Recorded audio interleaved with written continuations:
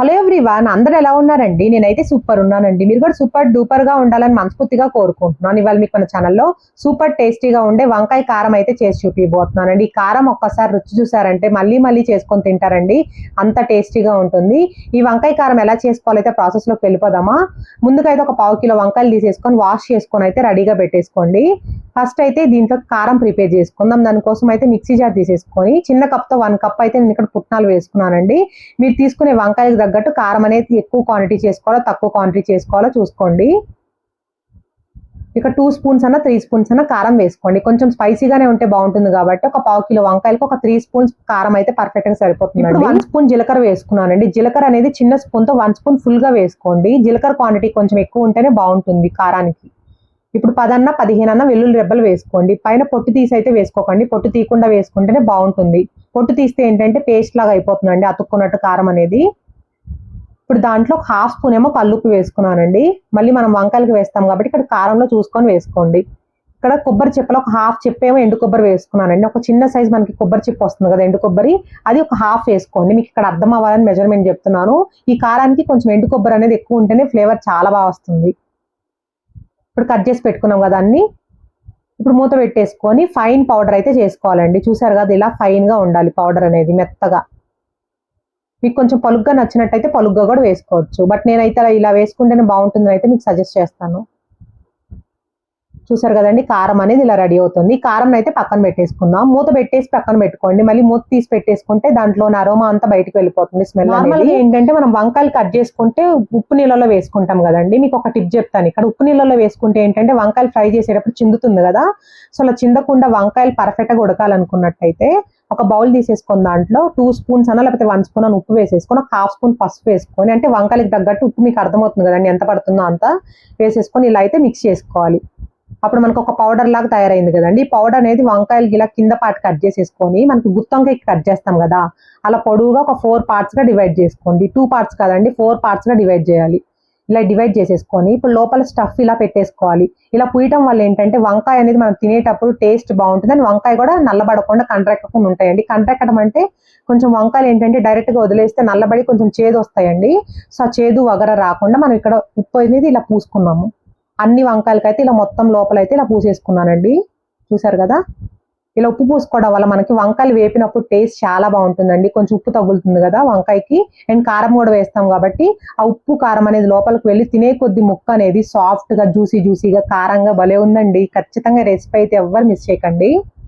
ఇప్పుడైతే stove on చేసేసుకొని pan పెట్టుకున్నానండి. కొంచెం ఎడల్పుగా ఉండే ప్యాన్ పెట్టుకోండి, ఎందుకంటే మనం ఫ్రై చేసుకోవాలి కాబట్టి కొన్ని వంకాయలు మనకి ఈజీగా ఉంటుంది. గుంటగా ఉండే ప్యాన్ కన్నా ఇలా ఎడల్పుగా ఉండే ప్యాన్ పెట్టుకోండి, మళ్ళీ చెప్తున్నాను.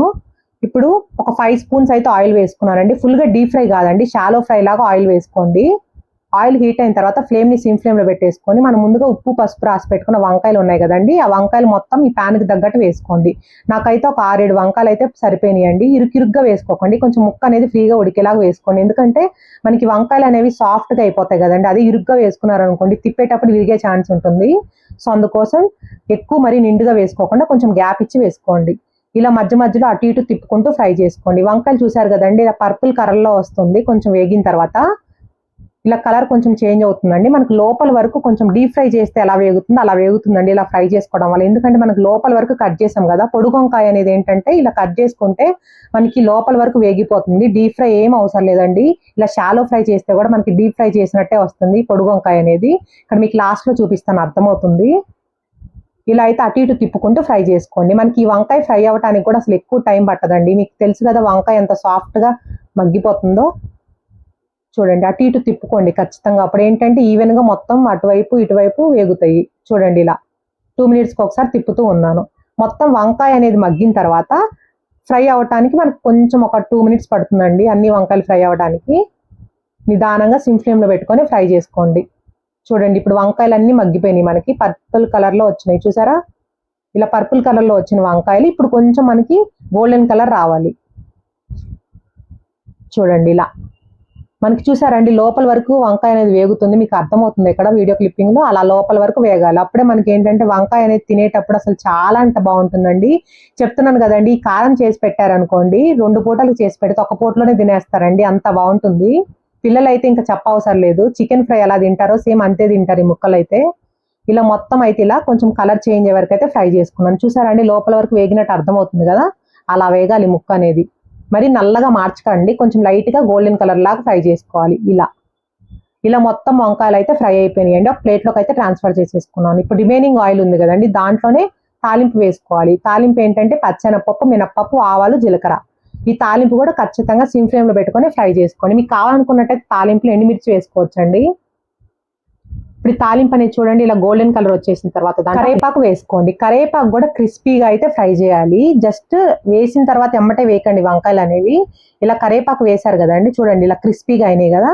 సో ఇప్పుడు మనం ఫ్రై చేసి పెట్టుకున్న వంకాయలు వేయండి.